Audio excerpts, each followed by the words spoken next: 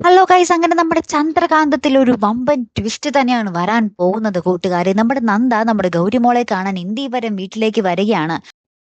ആ നിമിഷം അവിടെ പല കോലാഹലങ്ങളും നടക്കുന്നുണ്ട്. നമ്മുടെ പിങ്കി നന്ദയ്ക്ക് സൈഡ് നിൽക്കുന്നു എന്നത് നമുക്ക് പ്രേക്ഷകർക്ക് ഒത്തിരി അതിശയം നൽകുന്ന ഒരു കാര്യം തന്നെയാണ്. നമ്മുടെ ഗൗതം നന്ദയെ പടിയിറക്കാൻ ശ്രമിക്കുമ്പോഴും ഗൗരിമോളിൽ നിന്നും അകറ്റി നിർത്തുമ്പോഴും നന്ദയെ ഗൗരിമോളിലേക്ക് അടുപ്പിക്കാൻ നമ്മുടെ പിങ്കി അവിടെ ഒരു വഴിയായി മാറുകയാണ്.